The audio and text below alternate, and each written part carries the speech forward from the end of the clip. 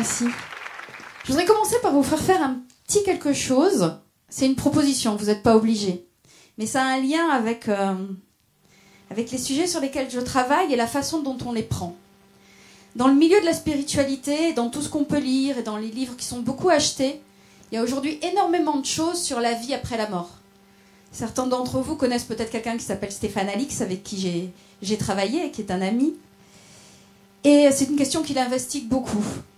On l'a tous vécu quand on perd un être cher. C'est à ce moment-là qu'on commence à se poser des questions sur ce qui est après. Et s'il y avait quelque chose après. Souvent, sans rien en dire, on reçoit des signes, on sent des présences. Et c'est normal, la mort, ça nous attend, donc ça nous intrigue, ça nous fait un peu peur, donc on cherche des questions, on explore la question. Il y a des gens qui reviennent d'expériences de mort imminente et qui ont des témoignages. Il y a des médiums qui se mettent en contact avec des défunts. Donc aujourd'hui, sur tout ça, il y a un savoir, j'en sais rien, mais il y a au moins de l'expérience, beaucoup d'expérience et de partage. Mais si on se pose la question sur la vie après la mort, qui se pose vraiment la question de la vie avant la vie? Pourtant, c'est la même question. Seulement, on se dit, oh, naître, c'est derrière moi. Pourquoi je me poserais ce type de questions? Sauf que là d'où on vient influence peut-être où on va et qui on est. Et qu'un jour ou l'autre, peut-être, on devient des parents.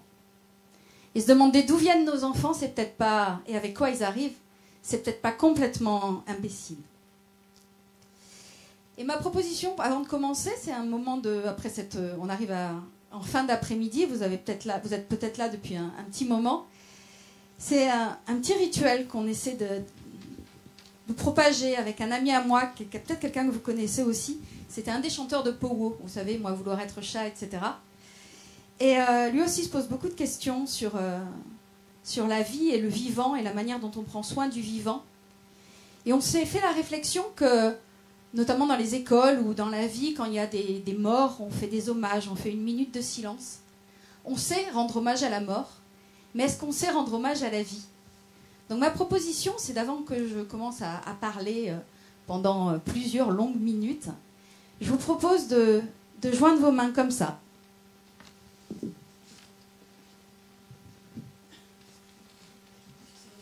De fermer les yeux et de vous connecter sur la vie en vous et de rendre hommage à la terre, à l'eau, à l'air et à la vie qui coule en nous. Et à cet engagement qu'on a d'en prendre soin. Et quand on est, on arrive avec ce bagage-là, la vie. Et quand on devient parent, on nous confie ce bagage-là, la vie. Et pour commencer cette conférence, j'ai envie de commencer par les questions les plus vertigineuses qui soient. Allez, allons-y. Petit morceau de film. Un soir, donc, je rentre dans la chambre de mon fils et puis je le vois qu'il commence à faire quelque chose d'étrange. C'est-à-dire qu'en fait, il va se mettre en position de ce qu'on appelle la position du lotus, très clairement, avec un calme absolument incroyable.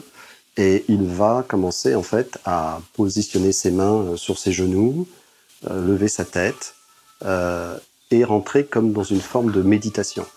Et puis, il va commencer à joindre ses mains au niveau de son plexus solaire, son sternum. Il va se lever avec son petit lit à barreaux et il va aller vers moi, en fait, pour me donner une bénédiction. Il a 2 ans.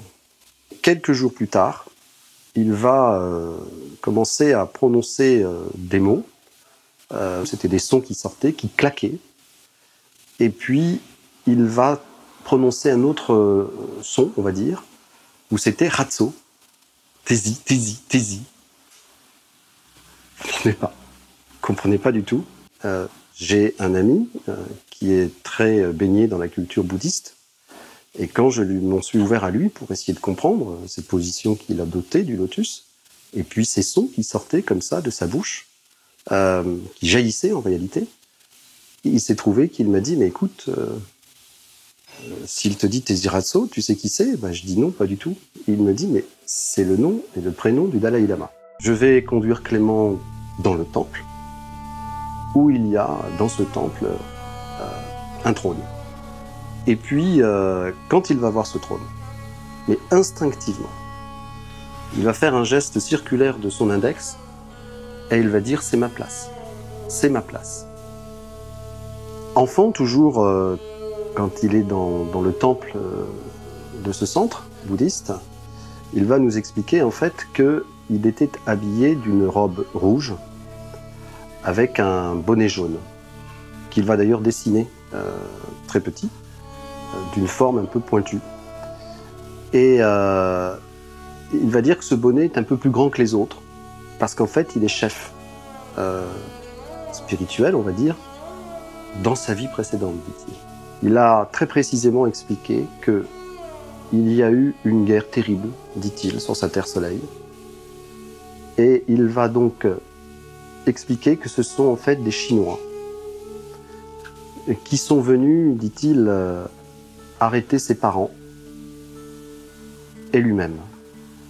Il va rentrer dans une tristesse et il va s'effondrer en larmes en se souvenant de cela. La première fois que cet homme m'a raconté son histoire, moi c'est mon métier d'écouter les gens. Je ne sais rien. Je ne fais qu'écouter, transmettre et vérifier.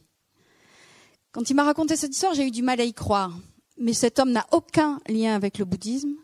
Il habite la Bretagne. Il était le premier complètement terrifié parce que lui racontait son enfant. Ces histoires, on les aime bien quand c'est celles des autres. Mais quand ça vous arrive à vous, c'est pas drôle du tout. Donc il a cherché des solutions, il l'a amené dans un centre bouddhiste. Cet enfant a été reconnu, ce qu'on appelle un tulku, donc un réincarné. Moi je l'ai rencontré cet enfant parce que j'étais sceptique. Le père, il avait vraiment rien à voir là-dedans, hein. Il était directeur d'un centre des congrès, c'était un homme plutôt pragmatique. Et l'enfant a 12-13 ans à l'époque, il est un peu plus grand aujourd'hui. C'était un enfant tout à fait classique, avec une maturité étonnante, un peu partagée entre sa part spirituelle et sa vie de pré-ado, mais un enfant classique. Donc, pourquoi ils auraient raconté ça si c'était faux? Quel intérêt à médiatiser ça, à part passer pour des crétins? Donc, il y avait quelque chose en eux d'extrêmement vrai. Donc, autour, moi, j'ai fait mon boulot. Cette histoire est réelle. Et des médecins aussi l'ont confirmé. Deuxième marque de la fin du témoignage. Nous avons rencontré à Rennes un institut spécialisé sur les enfants précoces. Et donc, il a subi un certain nombre de tests. Quand on va rencontrer la première fois le professeur Dardenne, je disais à sa maman, surtout, on ne dit rien. Et puis, Clément va s'installer entre nous deux, devant le professeur Dardenne, qui est derrière son bureau. Et puis, il va être très clair. Il va te dire, bonjour, je suis Clément. J'écris le tibétain. Et il va ensuite dire, mais je suis aussi le fils de mon papa Jean-Pascal et de ma maman Sophie. Et le professeur Dardenne va avoir cette remarque de nous dire, et vous, ça vous fait quoi, à vous les parents, un enfant qui écrit le tibétain? Et Clément va lui expliquer son lien à la Lune, va lui expliquer sa Terre-Soleil, sa planète, va lui expliquer son trône, va tout lui expliquer. Puis il va passer différents tests qui vont établir d'un équilibre psychique parfait, qui n'est effectivement pas dans un imaginaire. Ce qui va m'être ensuite conforté par une femme, une neuropédiatre. Elle va se rendre compte qu'en réalité, Clément, là aussi, transmet bien un savoir. Quelque chose qui est lié effectivement à une vie ancienne. Pour l'anecdote, pour finir sur cette histoire, parce que moi, elle m'a quand même beaucoup bouleversée et ça m'a ouvert... C'est toujours quelque chose de travailler sur un sujet et de rencontrer des gens qui vivent ce sur quoi vous travaillez. C'est bien, ça remet les choses à leur place à des tas de niveaux. Cet enfant, quand il avait à peu près 3 ans, le père, qui dirigeait donc un centre des congrès, a reçu un ministre du Sri Lanka. Sur le principe, c'était pour une journée du Sri Lanka au centre des congrès. Mais cet homme, à la fin de la journée, l'a pris à part et lui a dit « Parlez-moi de votre fils ». Il dit « Comment ça, mon fils ?» Il dit « Oui, il faut que je vous dise, je suis là pas pour la conférence, je suis là pour votre fils, parce que je suis le ministre du culte dans mon pays, et j'ai une vision de votre fils. Et je voudrais le rencontrer, je voudrais l'inviter en voyage officiel au Sri Lanka. » Et c'est ce qui s'est passé. J'ai vu des photos, j'ai vu des films où Clément, à 3 ans, avec son doudou, dans une voiture officielle du Sri Lanka, visite tous les temples avec une garde rapprochée et le Parlement lui a été ouvert, etc. Bon, la question, c'est que qu'est-ce qu'on fait de ça quand on est parent ? Qu'est-ce qu'on fait de ça ? Parce que le risque, c'est de créer une fausse personnalité aux enfants. C'est de projeter sur eux une histoire. Et moi, j'en ai parlé avec le chef d'une lignée bouddhiste qui s'appelle la Sasanté le Gwalang Drukpa et qui lui dit c'est important de savoir que l'enfant vient de quelque part. En revanche, d'où il vient, ne vous attachez pas à l'histoire, attachez-vous aux qualités de l'âme. Et si c'est quelqu'un de bien, il le montrera d'une manière ou d'une autre. Ce qui est quand même intéressant sur cette histoire, c'est que ça nous oblige à réfléchir à l'idée que l'âme est un cycle. Et les bouddhistes ne considèrent pas En fait, vous savez ce que c'est le contraire de la mort pour les bouddhistes ? Nous, on dit quoi ? Non. Le contraire de la mort, c'est la naissance. Parce qu'ils ne raisonnent pas sur le cycle du corps, ils raisonnent sur le cycle de l'âme. Il n'y a pas début, il n'y a pas de fin. C'est juste une conscience qui arrive, qui repart et qui revient. Si nous, on concevait ça comme ça, qu'est-ce que ça changerait à nos manières de faire ? À la manière dont on appelle une âme. En Corée, l'âge d'un enfant ne commence pas à sa naissance, il commence 3 mois avant sa conception. Grosso modo, 1 an avant sa date de naissance telle que nous, on la conçoit. On dit aussi que dans des tribus africaines, chez les Imba, en Namibie, quand des parents décident de devenir parents, un couple, la femme part sous un arbre entendre le chant de son enfant. Et elle le chantera au père quand ils feront l'amour, et ce chant suivra l'enfant toute sa vie. Quand il passera toutes ces épreuves initiatiques, on le lui chantera. Quand il aura des malheurs dans sa vie, la tribu le lui chantera. Donc c'est pareil, un chant c'est une vibration. Donc nos âmes sont peut-être des vibrations qui ne cessent comme ça de jouer leur petite musique. Et sur les phénomènes de réincarnation, alors les spécialistes disent on ne sait pas, mais c'est aujourd'hui l'hypothèse la plus plausible pour expliquer la mémoire avec laquelle certains enfants reviennent. Depuis 1958 aux États-Unis, il y a une équipe de chercheurs à l'université de Virginie, dans un département de psychiatrie, pas de parapsychologie, de psychiatrie, dans un département qui s'appelle la division des études de la personnalité. Il y a des chercheurs qui collectent, vérifient, analysent les témoignages d'enfants qui témoignent comme ça de vie antérieure, qui ont des souvenirs. Donc, à partir des souvenirs, ces gens vont sur le terrain vérifier la qualité du souvenir et si ça correspond à des réalités. Et aujourd'hui, il y a plus de 2500 cas qui sont classés comme, voilà, ces enfants témoignent vraiment de souvenirs qui sont réels. C'est-à-dire, ils reconnaissent des personnes, ils témoignent d'une vie de pilote ou d'une vie de autre chose. Mais quand on vérifie ce qu'ils racontent, eh ben c'est exact. Il y a vraiment eu quelqu'un à un moment qui a vécu ça avec les détails dont il témoigne. Par exemple, Ian Stevenson, qui est le père de ce programme, a écrit un livre qui s'appelle 20 cas suggérant le phénomène de réincarnation. Et il cite le cas d'une petite Sri-Lankaise qui, à 1 an, ce qui est très tôt pour parler, s'est mis à dire qu'elle avait un autre père et une autre mère. Et puis vers 2 ans, elle a dit que ses autres parents vivaient avec un frère et plein de sœurs dans un village dont elle finit par donner le nom. Et elle a dit où était la maison. Et tout ça a été vérifié, la famille a fini par y aller.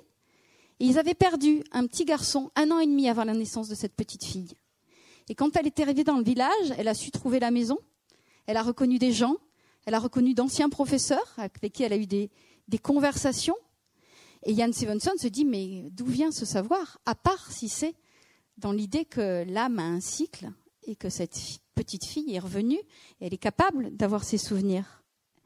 Et un des scientifiques qui a pris la relève de Ian Stevenson, qui s'appelle James B. Tucker, qui a écrit un livre qui s'appelle Une vie avant la vie, a aussi des histoires assez dingues à raconter, comme celle d'un petit garçon dans le Midwest qui, à 4 ans, s'est mis à parler d'une vie qui était en fait celle d'un frère, d'un demi-frère qui était mort 12 ans auparavant et dont il ignorait tout. Mais il s'est dit, moi avant, je vivais dans une maison marron et orange, ce qui était le cas de son demi-frère décédé. Et il a dit qu'il avait... qu'est-ce qu'il a dit ? Il a dit qu'il avait un chien, ce qui était vrai. Et surtout, cet enfant avait des signes physiques qui correspondaient à ce qu'avait vécu son frère. Il avait un nodule à l'endroit où l'enfant qui était mort, il avait eu un cancer, juste à l'endroit où on lui avait fait sa biopsie. Il était né avec une opacité dans l'œil, ce qui était le cas de son frère au moment de sa mort. Et il avait une marque très nette dans le cou, qui correspondait à l'endroit où on avait posé le cathéter de son frère. Et il avait encore dit des choses, mais j'en oublie. Et donc tout ça est quand même assez perturbant. Est-ce que nos enfants arrivent avec une mémoire ? Est-ce qu'ils arrivent avec une histoire ? Et qu'est-ce qu'on en fait ? Donc il y a vraiment cette idée que chez les bouddhistes, pour eux c'est complètement normal.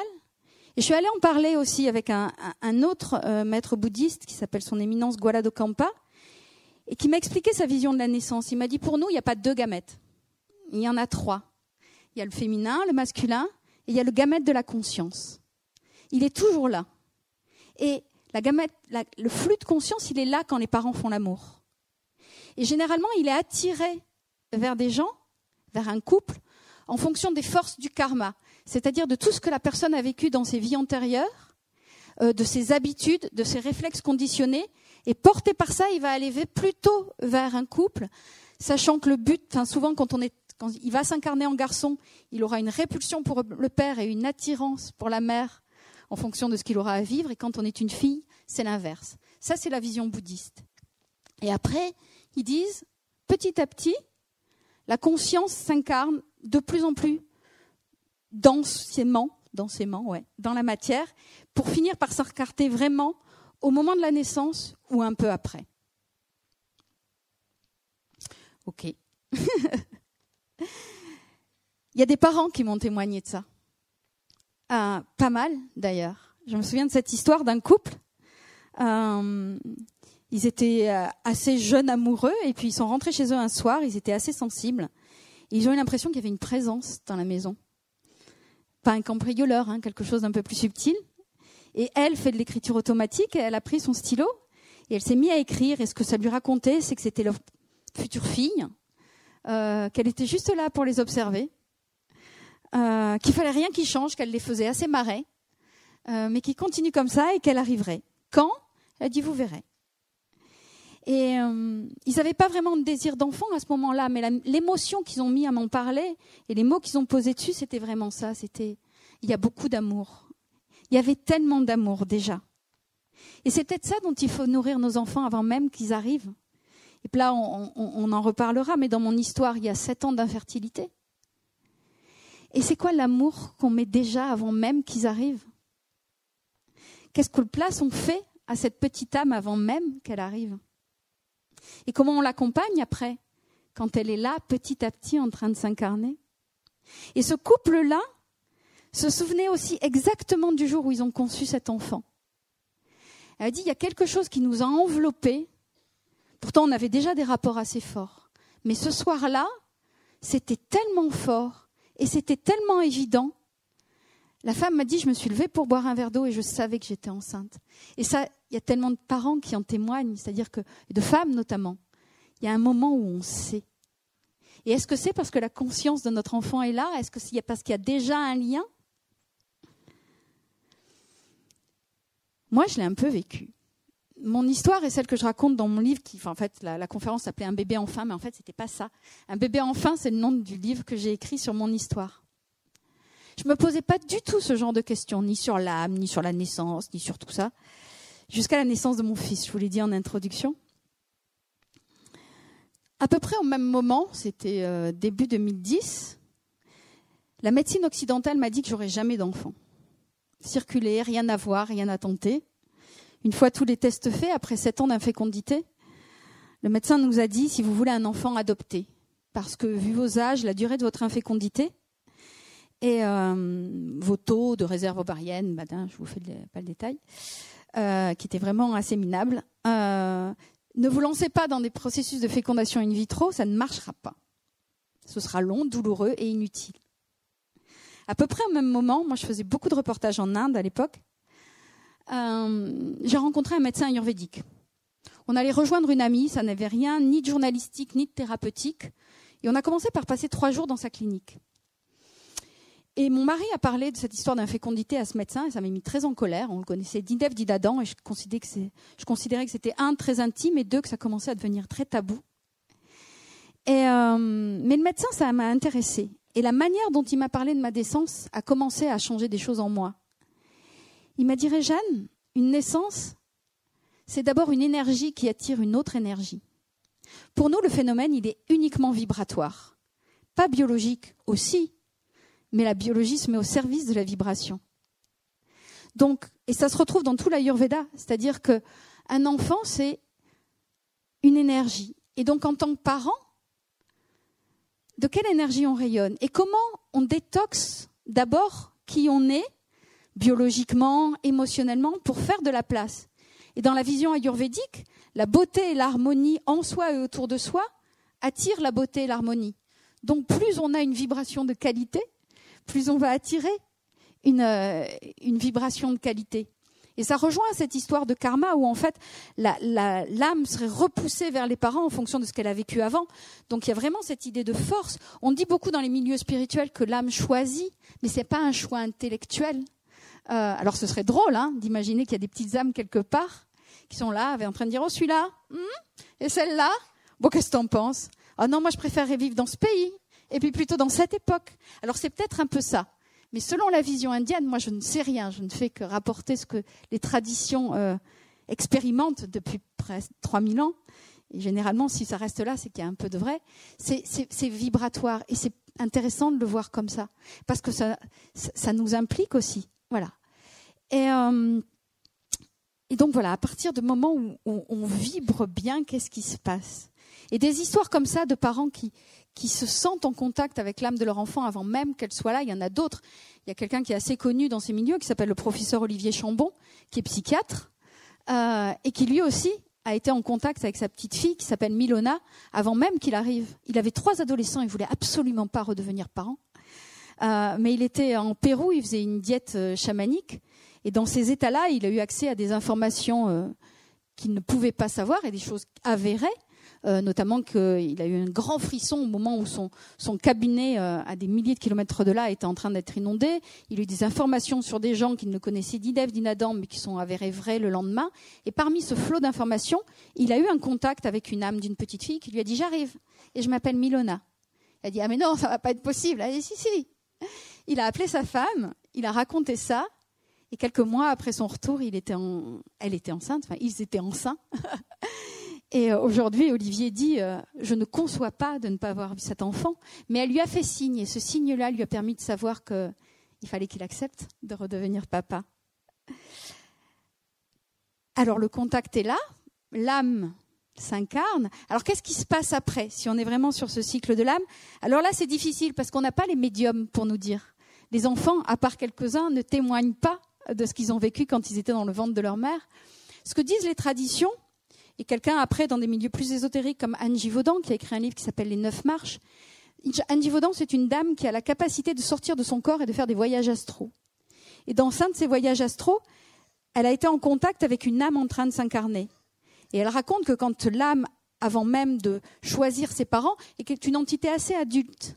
Et une fois le choix fait, petit à petit, en commençant à faire des incursions dans le ventre, et puis de plus en plus forte, et de plus en plus dense. Et au 3e mois, l'âme, là, il commence à y avoir de la matière intérieure. Donc l'âme commence à se stabiliser à l'intérieur. Et plus elle se stabilise, plus elle perd le souvenir de qui elle était et là d'où elle vient, pour s'intéresser de plus en plus à ce qui se passe là, donc à devenir de plus en plus enfantine, et aussi de plus en plus en contact avec ses nouveaux parents, ce qui va permettre peut-être un certain nombre de communications. Et on nous le dit de plus en plus peut-être quand on est enceinte, c'est que ça vaut le coup, contrairement à ce qu'on fait, c'est-à-dire d'essayer de continuer nos vies trépidantes jusqu'au bout, jusqu'à l'accouchement. Non, ça vaut peut-être le coup de se prendre un peu plus en cocon, parce que tout ce qu'on vit, le bébé le vit. Et toutes les émotions qui nous traversent, toutes les pensées qui nous traversent, le bébé le sent, parce qu'il est là, déjà, en subtilité et en conscience. Il y a une expérience que j'aime bien, scientifique, qui a été menée par une chercheuse qui s'appelle Marie-Claire Busnel, et qui a fait le test. Elle avait avec des capteurs qui étaient sur le rythme cardiaque de bébés intra-utéraux, de voir si, quand une mère parlait à son enfant, l'enfant réagissait intra-utéraux. Et les tests ont montré que l'enfant réagit à la voix de sa mère, oui, quand elle lui parle comme je vous parle, mais il réagit aussi à la pensée de sa mère quand elle ne parle pas à voix haute. C'est-à-dire que si une mère branche son intention sur l'enfant qu'elle a in utero, l'enfant réagit. Et l'expérience a été aussi faite avec des jumeaux. On a demandé à des mères enceintes de jumeaux, donc c'est scientifique tout ça, avec des protocoles, etc., des vérifications, de parler à l'un puis à l'autre des jumeaux, à voix haute, puis avec la voix intérieure, la voix du dedans. Et les jumeaux savent à qui elles parlent. Si elle s'adresse à numéro 1 va réagir plus que numéro 2. Et si elle parle à numéro 2 va réagir plus que numéro 1. Donc il y a bien une intention. Il y a bien quelque chose, alors est-ce que c'est la conscience, est-ce que c'est autre chose, mais il y a bien une intention qui lie une mère à son enfant et qui perdure après, parce que l'expérience a été faite ensuite, une fois le bébé né, quand le bébé est dans une pièce et la mère dans une autre pièce, si elle lui parle à voix haute, même s'il n'est pas dans la même pièce, l'enfant réagit, et si elle pense à lui et qu'elle n'est pas dans la même pièce, l'enfant réagit. C'est joli tout ça, moi j'aime bien. Et il y en a d'autres des expériences comme ça. Et sur ce cycle de l'âme, il y a aussi un autre homme qui était extrêmement sceptique, qui s'appelle Brian Weiss, qui est psychiatre, qui a commencé à bosser aux États-Unis avec l'hypnose régressive. Mais pour lui, régressive, ça voulait dire petite enfance. Hein. Comment on peut aider les gens à se détendre et à aller voir dans leurs blessures d'enfance, comment ça pouvait avoir occasionné des blessures de la vie actuelle. Et un jour, ces patients, ils sont passés de l'autre côté. Certains ont témoigné de vies passées, et là où ça l'intéressait en tant que médecin, c'est que dans ces vies passées, ils arrivaient à résoudre des traumas, des blocages émotionnels qui étaient dans leur vie actuelle. Et en tant que médecin, il s'est dit, je ne peux pas me priver de cet outil si ça fait du bien aux gens. Et deux, qu'est-ce qui se passe? Donc il a augmenté, il en a fait de plus en plus, et les gens y sont allés de plus en plus. Et ces gens, dans ce qu'il appelle lui l'entre-deux-vie, c'est-à-dire on n'est pas dans la vie passée, mais pas encore dans la vie actuelle, de cet espace-là, revenait avec des informations. Le cas qu'il a le plus bluffé, mais qui était le premier, c'est que dans l'entre-deux-vie, une femme est arrivée avec des informations sur lui, qu'elle lui a transmises, et qu'elle ne pouvait absolument pas savoir. Et après, les gens lui ont transmis, sous hypnose, comme ça, des informations sur comment se passe l'incarnation d'une âme dans le ventre, et qui lui ont redit ce que disent les bouddhistes. C'est-à-dire, c'est progressif, petit à petit. D'abord, il y a comme une réserve que fait l'âme sur un couple, sur un ventre. Elle dit, non, la place est gardée, c'est pour moi. Et puis, une fois la conception là, piouf, il rentre une fois, il s'en va. Et puis, petit à petit, c'est de moins en moins éthérique, c'est de plus en plus matériel, jusqu'à la naissance où là, l'âme s'incarne complètement, ou à peu près, ouais. Et donc, ce qui est intéressant, c'est la confluence des témoignages. Ça vient de plein d'endroits et ça dit à peu près la même chose. Il y a aussi le professeur Relier, qui est un très grand monsieur de la natalité, qui a dirigé un service de grands prématurés dans une grande maternité parisienne jusqu'à un certain temps. Aujourd'hui, c'est quelqu'un qui a plus de 80 ans. Et qui lui dit qu'à force d'avoir observé des prématurés, il s'est bien rendu compte que les chemins de vie, pour certains, étaient pas déjà tracés, mais qu'une âme arrivait avec un dessein. Et que certains prématurés savaient qu'ils devaient s'accrocher pour vivre et qui voyaient bien dans les yeux d'autres prématurés que ce n'était pas leur but. Que eux déjà, avoir passé 9 mois dans le ventre d'une mère, c'était ça qu'ils avaient à vivre et que c'était OK s'ils repartaient. Et lui, à force de pénétrer comme ça âme à âme, œil à œil, avec des grands prématurés, on est venu à être un être extrêmement spirituel. Et aujourd'hui, le professeur Rollier dit que pour lui, l'incarnation d'une âme se fait selon ce que disent les Indiens des différents corps de l'être. C'est-à-dire qu'il y a d'abord le corps physique, qui naît à la conception, à la rencontre de l'ovule et de l'ovocyte, mais qu'après, il y a le corps éthérique qui se forme avec les sensations, il dit à partir de la 9e semaine, et qu'après, il y a le corps mental qui se forme à partir du moment où les synapses du cerveau commencent à se mettre en place.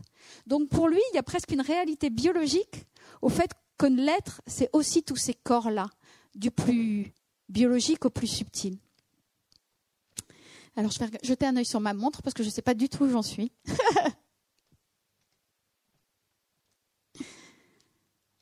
Ouais, ça va, on a un peu de temps.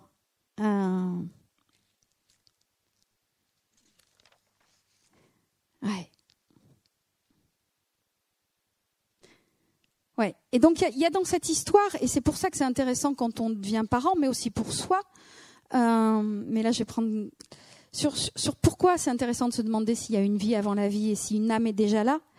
C'est que c'est cette histoire de réceptivité. Donc l'âme, avant même d'être là, l'enfant, avant même d'être là, il arrive peut-être avec une histoire, comme on l'a vu au tout départ, c'est-à-dire l'histoire de sa vie d'avant. Mais à la limite, peu importe ou pas, parce que si ça crée des traumas, c'est peut-être intéressant de savoir, comme ce que a pu déminer Brian Weiss avec ses patients. Mais aussi, au fur et à mesure qu'il s'incarne, il est en contact avec les parents, il est en contact avec ce que vivent les parents, avec ce que sont les parents, et petit à petit, ça imprègne. Donc, il arrive avec son bagage à lui, karmique.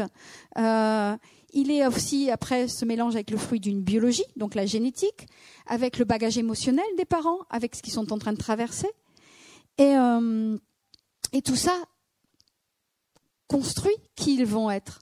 Donc se poser cette question-là, d'où on vient et de comment on est venu, nourrit aussi qui on va être et qui on est.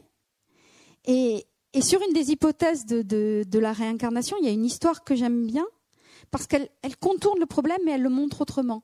C'est un professeur de psychiatrie, aussi un pédopsychiatre, qui m'a raconté ça. Aujourd'hui, il est à la retraite, mais il a dirigé pendant des années, pendant des dizaines d'années, un service de pédopsychiatrie dans un hôpital. Et c'est quelqu'un qui est assez exceptionnel dans son approche parce qu'il est jungien. Alors, c'est-à-dire que c'est quelqu'un qui comprend et qui admet la notion d'un soi, c'est-à-dire d'un champ qui est au-delà de nous. Et lui, m'avait raconté cette histoire d'un couple qui étaient les parents d'un petit garçon, et ils sont venus le consulter quand l'enfant avait à peu près 4 ans. Et la mère avait eu un frère jumeau qui était mort d'un accident de moto quelques années avant la naissance de l'enfant. Donc l'enfant n'avait pas connu son oncle. Et assez tôt, l'enfant, vers 2-3 ans, quand il voyait des photos de son oncle, il tapait dessus en disant « c'est moi ça, c'est moi ça ». Bon, les parents avaient un peu passé outre. Il avait entendu parler de son oncle, et puis c'est des paroles d'enfant. Jusqu'au jour où, voilà, vers 4-5 ans, l'enfant danse avec sa mère dans une fête. Il lui dit « Tu sais, maman, la dernière fois qu'on a dansé ensemble, c'était quand il y avait un monsieur qui avait voulu faire mal à ton ventre. » Et là, la mère, elle est devenue livide parce que des années avant la naissance de son fils et avant même la mort de son frère, elle était jeune adulte et un soir en discothèque où elle était avec son frère, elle avait subi une tentative de viol et son frère était venu à la rescousse. Donc c'est à partir de ce moment-là qu'ils ont consulté le docteur Lombard. Et le docteur Lombard a eu cette intelligence, pour revenir sur ce que je disais sur le cas de Clément, du petit Toulkou tout à l'heure, de ne pas dire « oui, votre fils c'est votre frère ». Parce que là, il vrille la mère et là, il vrille le fils. En revanche, le docteur Lombard a dit « écoutez, j'ai une bonne nouvelle. Cet enfant est extrêmement sensible et extrêmement intelligent et il ira loin. Parce que quand il était dans votre ventre, il avait accès à toutes vos émotions et à toutes vos mémoires. Et donc, il avait accès à la mémoire de votre frère, est-ce que vous en portiez. Et dans ce moment-là, de danse avec vous, dans un moment d'expansion de conscience, il a retrouvé ça. Donc, vous avez un magnifique petit garçon, bravo. Et voilà, on n'est pas obligé de croire à la réincarnation. On n'est pas obligé d'y poser ces mots-là. Mais le fait de se dire que nos enfants, ils ont cette perceptivité-là et ils sont en osmose avec nous de cette manière. Ça, c'est important. Et ça, c'est essentiel. Parce que le lien qu'on fait avec eux, il est tout de suite, il est là. Et ça permet de les accueillir un peu plus en conscience sur le fait que, Khalil Gibran l'a bien dit, hein, nos enfants ne sont pas nos enfants. On est l'arc et non la flèche. Donc quand on devient parent, ça permet aussi d'alléger le fardeau. De se dire, ils sont complètement à ma charge. Non, on les porte, on les soutient, mais on n'en a pas forcément complètement la charge. Il y a des choses pour lesquelles ils sont venus, pour lesquelles ils sont matures. Et que même moi, quand j'avais été confrontée à mon infertilité, un médecin tibétain m'avait dit ça. Et ça m'avait fait du bien, en me disant, Réjeanne, fais du mieux que tu peux, mais après, keep cool, quoi. Parce que si un enfant ne te choisit pas, si ton karma n'est pas de devenir mère, c'est pas de ta responsabilité. Du tout. Donc, et que sur cette histoire de vie, surtout aujourd'hui où on veut la vie, à tout moment de notre vie, d'ailleurs, on la veut, on décide. Mais la vouloir et l'accueillir, c'est bien ça la question. La question, c'est pas la vouloir, c'est l'accueillir. Et comment on accueille la vie. Et c'est vrai à tout moment de nos vies, c'est vrai quand on s'incarne, c'est vrai quand on devient parent, mais c'est vrai face à une épreuve, comment on accueille. Et c'est pas la même posture physiquement, intérieurement. L'accueil, la volonté, l'accueil. Et moi, j'avais envie de vous parler de tout ça parce que... Non, j'ai pas fini. Donc là, ça s'incarne, mais pour les psys, et notamment la psychologie transpersonnelle, il y avait hier ici Brigitte Chavas, qui en est une des représentantes du travail de Stanislas Grof. Il y a l'accouchement quand même, qui est pas neutre. Parce que oui, peut-être que nos vies antérieures impactent qui on est aujourd'hui. Peut-être que la manière dont on a été conçu l'impact. Ce qu'on a vécu dans le ventre de notre mère, indubitablement l'impact. Aujourd'hui, un grand monsieur des neurosciences affectives, qui est le docteur David Richardson, je mélange. David Richardson, qui est aujourd'hui, vous avez sûrement vu ces expériences où on met des électrodes à un moine bouddhiste pour voir qu'est-ce qui se passe en méditation. Ça, c'est le travail de Richard Davidson. Et Richard Davidson m'a dit, oui, aujourd'hui, on sait en neurosciences, et c'est un des champs d'investigation de mon équipe, que les qualités émotionnelles d'un enfant se développent dès la période utérine. Alors, ce n'est pas irréversible, parce que le cerveau est plastique. Mais oui, tout ce qui se passe dans la vie intra-utérine conditionne l'être que nous sommes et la façon dont on réagit au monde. Et aujourd'hui, en France et ailleurs, se développe un programme qui s'appelle les 1000 jours, où on prend conscience qu'un enfant, ce n'est pas 9 mois, la vie d'un enfant qui naît. C'est 1000 jours. C'est-à-dire qu'il faut accompagner les parents sur toute cette période, parce que tout ce qui va passer intra-utéro dans les premiers mois de la vie de l'enfant impacte l'être. Si un enfant est soumis intra-utéro à des chocs, à des émotions violentes, ça peut impacter physiquement son développement, et par exemple un stress, et ça peut impacter sa résistance au stress sur toute sa vie. Donc avoir conscience de ce qui se passe pour cette âme qui est déjà là, c'est très important. Et l'accouchement fait partie de ça. Et le travail de Stanislas Grof a été de s'apercevoir, notamment en mettant ses patients en état modifié de conscience. Alors au début, parce que c'est quelqu'un qui a commencé la psychiatrie dans les années 50-60 à Prague. Aujourd'hui, il vit aux États-Unis. Mais à l'époque où les drogues étaient utilisées thérapeutiquement. Donc il a commencé à mettre ses patients, qui étaient là pour le coup des patients vraiment avec des problèmes psychotiques graves, sous LSD, et il s'est rendu compte que sous LSD, les gens touchaient des mondes qui étaient guérisseurs pour eux. Et notamment que dans ces moments-là, les gens revivaient beaucoup leur naissance et ce qui s'était passé intra-utéro. Et que le revivre permettait de guérir de bien des difficultés. Et aujourd'hui, les gens qu'il a formés n'utilisent plus du tout le LSD puisque c'est interdit, mais utilisent une technique, notamment une technique de respiration qu'il appelle holotropique, qui est en fait une forme de respiration qui met dans un état modifié de conscience. Et là aussi, l'un des buts, même si on ne maîtrise pas ce qui va se passer, c'est de se retrouver intra-utéro au moment de sa naissance, parce que des choses peuvent revenir qui vont être des prises de conscience sur pourquoi on se comporte comme ça aujourd'hui dans nos vies, qu'est-ce qui peut être les blocages. Par exemple, et il a définit ce qu'il appelle 4 matrices périnatales, c'est-à-dire les 4 moments clés. Le premier, c'est la vie intra-utéro, où si tout se passe bien, c'est un peu le jardin d'Éden, quoi. On est nourri, il fait chaud, super. Puis après vient le moment des premières contractions. Alors là, c'est la panique à bord. Le bébé va commencer à étouffer, il comprend rien, il est expulsé, il prend conscience qu'il a une enveloppe, puisqu'avant il baignait, donc c'était pas très perceptible. Là, les contractions lui disent le corps, et puis il se dit qu'il va crever, parce que quand on respire plus et qu'on est soumis aux contractions, il pense pas qu'il y a une issue. Il le sait pas encore. Et la 3e matrice, c'est vraiment ce moment-là de vie et mort. Qu'est-ce que je mets en jeu pour vivre? Et puis la 4e, c'est la délivrance et la lumière et les premiers contacts avec les parents. Mais il dit que ces 4 moments-là sont extrêmement fondateurs de qui on est. Et donc c'est vrai pour nous, et on peut être amené par ces techniques-là ou par d'autres à retoucher du doigt ce qu'on a vécu vie antérieure, naissance, intra-utéro, accouchement et premiers instants de vie. Et c'est vrai pour nos enfants. Donc comment on les accompagne dès ce moment-là? Alors il ne faut pas culpabiliser, on va pas bien, mais comment on peut les accompagner là? Tu sais, je vais pas bien, t'es dans mon ventre, moi c'est pas terrible, mais c'est pas de ta faute. Enfin, tout ce genre de choses qu'une mère fait intuitivement, mais que le corps médical commence à intégrer que ça a une importance, c'est passionnant.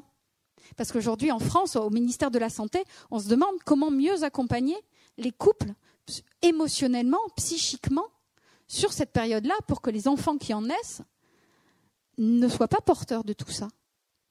Et il y a cet exemple-là sur la psychologie transpersonnelle et sur la respiration holotropique. Il y a une Bernadette Blin, qui est une des représentantes de ce mouvement en France, qui elle-même dit, en revivant ma naissance, je me suis rendu compte pourquoi je vivais ma vie en guerrière. Parce que je le savais, on m'avait dit que j'étais à la naissance, j'avais pas respiré tout de suite, mais en le revivant moi-même, ça m'a permis d'en prendre pleinement conscience au sens physique, émotionnel du terme, et du coup de le lâcher plus facilement. Et elle me racontait aussi le cas d'une femme, et ils avaient fait cette expérience dans un pays très chaud, mais la femme grelottait. Elle était en train de revivre sa période utérine, et en fait sa mère avait une petite fille qui était donc sa sœur aînée, mais qui est morte au moment où elle était enceinte de cette seconde petite fille. Et donc elle n'était pas du tout disponible pour sa grossesse. Et donc cette femme revivait avec des années de retard, des années après, cette période utérine où elle s'était sentie, elle avait froid, elle était glacée parce qu'elle n'avait pas l'amour de sa mère à l'intérieur du ventre. Et donc pour cette femme, le fait de revivre cette période-là a permis de conscientiser des choses et de les lâcher. Donc voilà, je suis pas psy, mais ça en fait partie. Et donc voilà, il y a ces mouvements-là.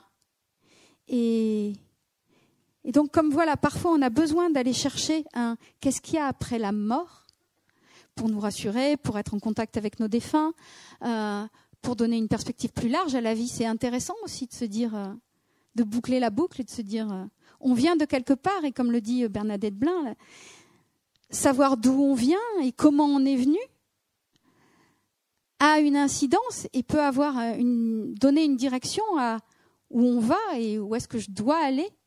Et donc c'est important. Et j'ai envie de dire que c'est important aussi parce que naître, c'est un voyage initiatique pour l'âme. Et c'est souvent un voyage initiatique aussi de devenir parent. Et donc le vivre dans toutes les dimensions de son être, pas seulement biologiquement, mais dans tout ce qu'on est, rend le voyage plus sensé, plus intéressant. Et qu'aussi, en tant que l'enfant né, il renaît peut-être, s'il y a cette histoire de vie antérieure qui est réelle. Mais nous, en tant que parents, comme on sait désormais que ce qu'on vit, c'est ce qu'il vit, que ce qu'il vit, c'est ce qu'on vit, et que tout ça est complètement interrelié, quand un enfant arrive, c'est nous-mêmes qui renaissons.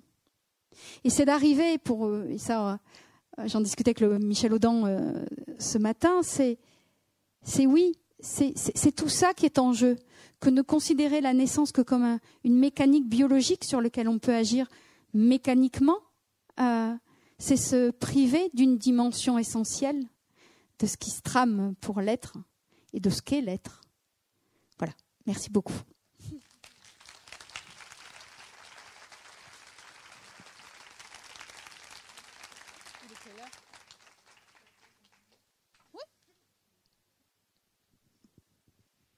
Est-ce qu'il y a des questions ? Attends, je vais mettre mes lunettes.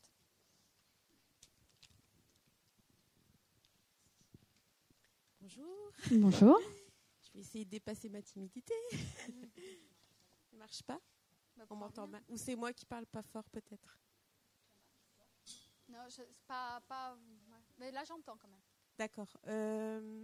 Est-ce que j'ai le temps de donner parler de mon... Enfin, j'ai une question, mais est-ce que j'ai le temps de parler de mon expérience pour étayer vos propos ? Bah oui. Ça dépend. Ça dépend de vous, en fait.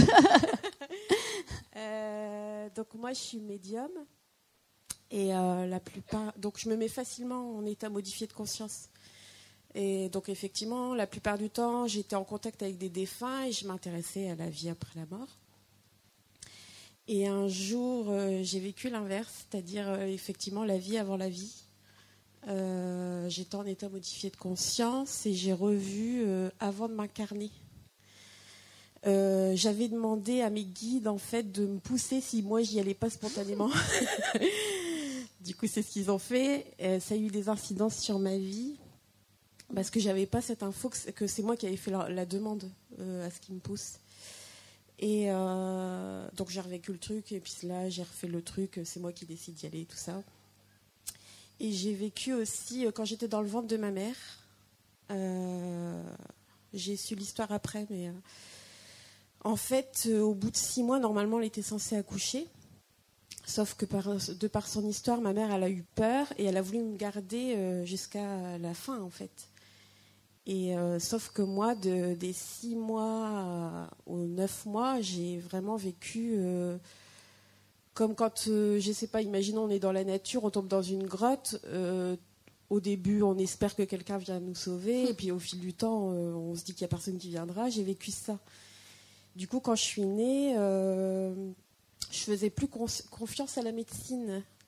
Et ça a eu des incidences aussi dans ma vie parce que pour moi, les diplômes, ça voulait rien dire. C'est-à-dire que pour moi, c'était signe d'incompétence parce que les médecins n'ont pas su voir que j'étais coincée là-dedans, quoi.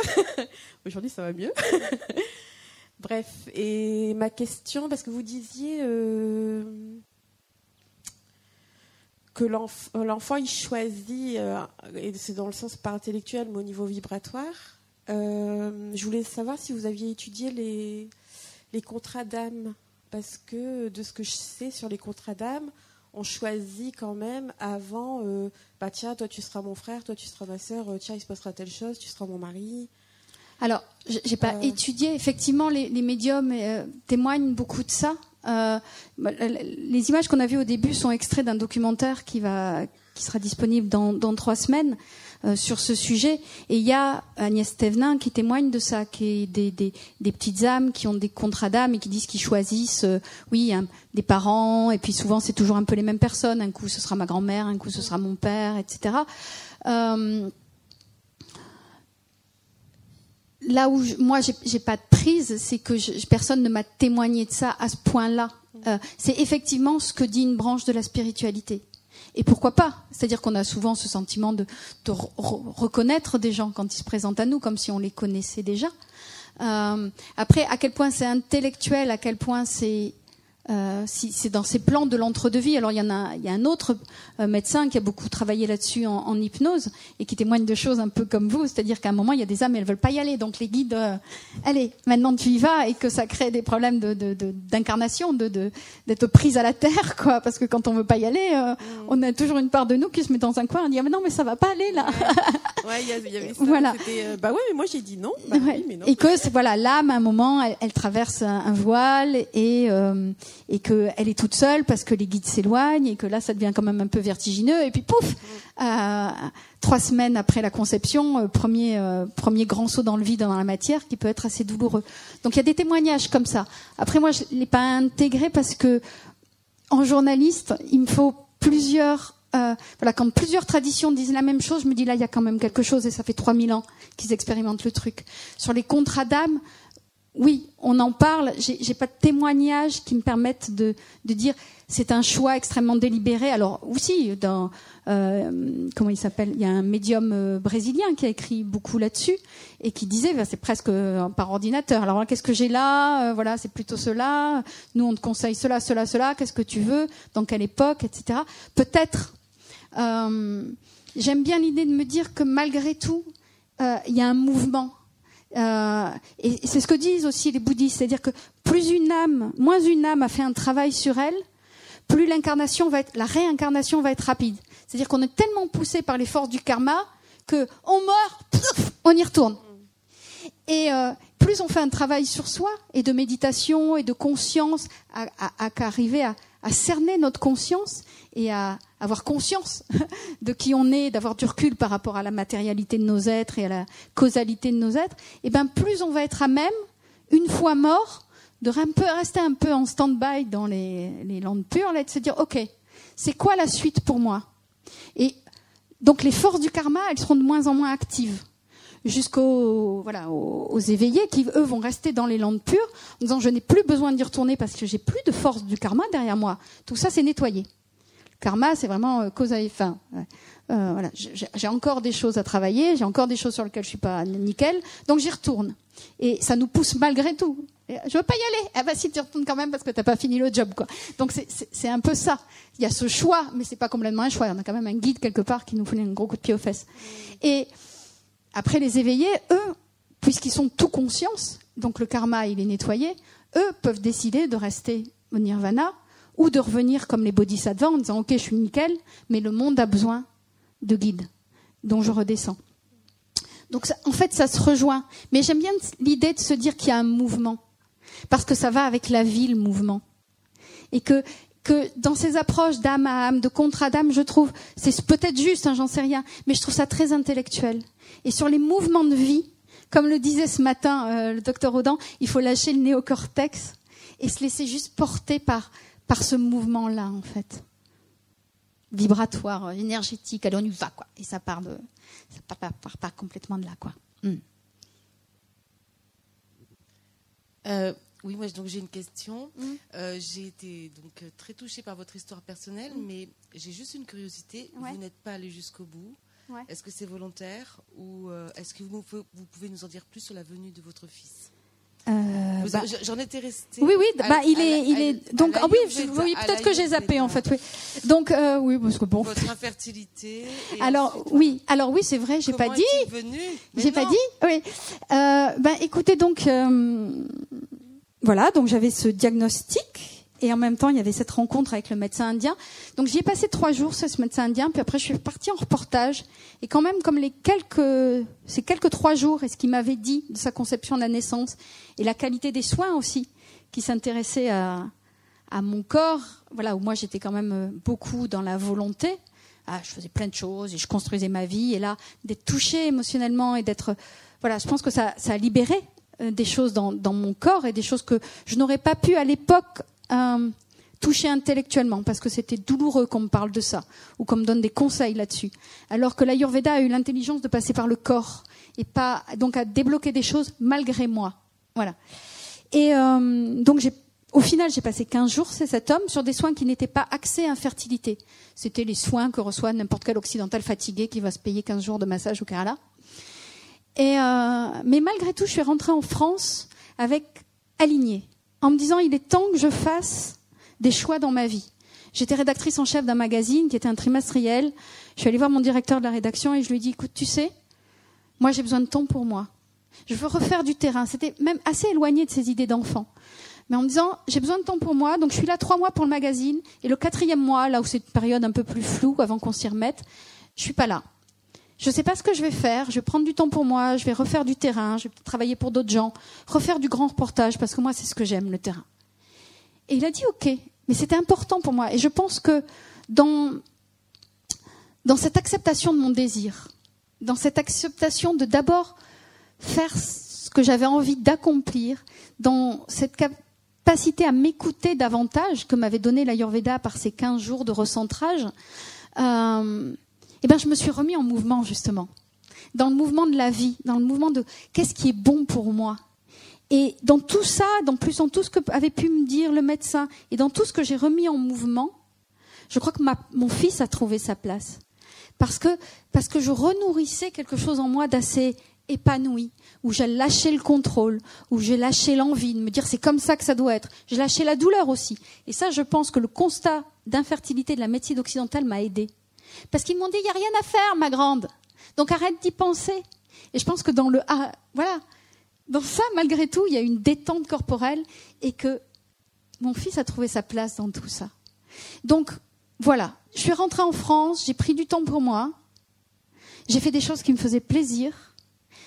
Je me suis quand même dit, je vais aller voir cette histoire de don d'ovocytes, puisque c'était le seul truc où le médecin nous avait dit, si vous voulez vraiment aller jusqu'au bout du bout, allez vous renseigner sur le don d'ovocytes en Espagne. Mais il avait savonné la planche de toute façon, mais juste pour être allé jusqu'au bout sans y mettre beaucoup d'espoir. Donc déjà, c'était mort parce qu'il avait tué l'espoir en disant qu'il n'y en avait pas. Ils sont bons les médecins parfois. Et donc on y est allé, mais moi j'ai dit no way, quoi. Je vais pas là-dedans, ou j'y vais dans 6 mois, mais pas tout de suite. Et en fait, donc 9-10 mois après ma rencontre avec le médecin indien, j'étais enceinte complètement naturellement. Donc là, moi, ça a été le début de mon chemin spirituel, parce que je me suis dit, mais comment la médecine occidentale peut me faire un diagnostic aussi définitif, avec des taux d'hormones quand même qui étaient flagramment assez ridicules, 0,02 de je ne sais quoi, etc. Et comment, 8-9 mois plus tard, ils étaient remontés d'eux-mêmes assez haut pour que ce soit possible. Je suis allée revoir le médecin qui m'a dit que j'aurais jamais d'enfant. Et c'est marrant parce que j'ai appris par ailleurs, parce qu'on a un ami commun, que cet homme ne se soigne que par le yoga. Seulement, lui, il dit, moi, mon job, c'est de faire des analyses. Je ne suis pas payée ici pour faire autre chose. Il a dit, bah ouais, mais bon, ça serait peut-être mal que ça s'intègre, quoi. Et il m'a dit un truc intéressant, donc il ne m'avait pas dit à l'époque, alors soit lui a évolué, soit... Il m'a dit, un individu, c'est un environnement, au sens intérieur et extérieur. Donc, quand on est confronté à une difficulté, une maladie, il y a l'environnement. Et sur l'infécondité, ton environnement intérieur, c'est tes émotions, ton histoire familiale. C'était quoi la place des femmes? C'était quoi devenir mère dans ta famille? Pour moi, et c'est lié à ce qu'ont vécu ma mère et ma grand-mère, devenir mère, c'est se perdre en tant que femme. On fait plus que ça. On reste à la maison, on s'occupe du gamin. Et je voulais pas de ça inconsciemment. Et c'était peut-être un de mes blocages. Donc il dit, ton environnement intérieur, c'est tes émotions du moment. Donc comment tu nettoies tout ça? Tous tes vieux trucs. Ton histoire familiale, ta relation à ton conjoint, vous en êtes où vraiment? Au-delà de ce que vous racontez. Sexuellement, amoureusement, vous en êtes où? Est-ce qu'il y a vraiment de la vie dans votre couple? Et après l'environnement extérieur, parce que ça joue aussi. Les polluants, le stress, l'alimentation. Donc tout ça est extrêmement complexe. C'est extrêmement intime et personnel, il n'y a pas de recette, mais dans la qualité, commencer à se poser la question de c'est quoi mon environnement et qu'est-ce que je décide de décaler un peu dans mon environnement pour que tout ça soit possible, eh ben, il y a une porte qui se crée. Je pense que c'est ce qui se passait pour moi. Moi, il m'a dit, si tu veux un enfant, fais-lui une place, et ça m'a blessée. On me dit, de quoi tu te mêles, médecin indien? Mais il avait raison. Dans ma vie de rédactrice en chef, je bossais pour l'ONU, parfait. Mais intellectuellement, je voulais un enfant, mais très concrètement, il était où dans ma psyché? Et la deuxième chose que m'a dit ce médecin, le médecin français, quand je suis allée le revoir, donc il y avait l'histoire d'environnement et il y avait l'histoire de qualité. Il m'a dit, moi, mon job, c'est d'observer des quantités. Ton taux de FSH, il est machin. Ton taux de je ne sais quoi, ces trucs. Le taux de le spermographe de monsieur, c'est 0, je ne sais quoi. Ça, c'est de la quantité. Selon moi, en tant que médecin, ce que je ne mesure pas, c'est la qualité. Tu as peut-être un ovule qui est bon, enfin, t'en as peut-être pas 5, mais si le 1 que tu as, sa qualité, elle est bonne, eh ben, ça suffit. Et il dit, moi, en tant que médecin, je n'ai pas pris sur la qualité. Et là où tout ce qu'on fait à côté, et que l'intérêt de la médecine intégrative, c'est ça, c'est que peut-être à un moment, et il y a aujourd'hui des gynécologues qui réfléchissent comme ça, notamment à Paris, quelqu'un qui s'appelle le docteur de La Fontaine, qui va passer la main dans pas longtemps, mais qui est un des pionniers de la fécondation in vitro, et qui, à force de chemin, et de chemin personnel aussi, se fait accompagner d'une batterie de thérapeutes, et quand il voit un couple, il sait grosso modo, en plus de ce que lui va pouvoir faire en tant que spécialiste des fécondations in vitro, comment il va pouvoir faire accompagner un couple sur des plans plus subtils, plus personnels. Il me dit, chez un, je vais les envoyer chez une maître feng shui qui va les aider à revoir leur espace et leur temporalité. Est-ce que c'est vraiment pour eux le moment d'avoir un enfant? Il dit, ça c'est histoire familiale, généalogie. O à E, ils sont pas dans leur corps, massage. Donc, il n'y a pas de recette, mais c'est comme ça, en comprenant que l'être est plus global et que l'enfant qu'on va accueillir est aussi plus global, que peut-être on arrive à bouger des choses qui sont au-delà de la mécanique biologique. Donc mon fils est né, j'ai fait accompagner ma grossesse par l'Ayurveda et c'était un bonheur sans nom, parce que pareil, là où ma grossesse c'était un peu virtuel, genre je suis enceinte mais j'ai quand même des choses à faire, hein, donc je vais faire ce que j'ai à faire et puis après on verra.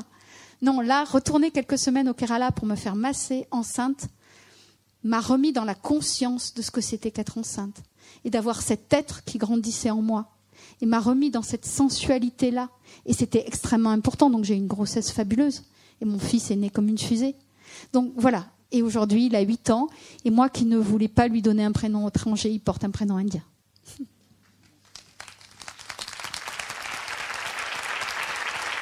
Merci.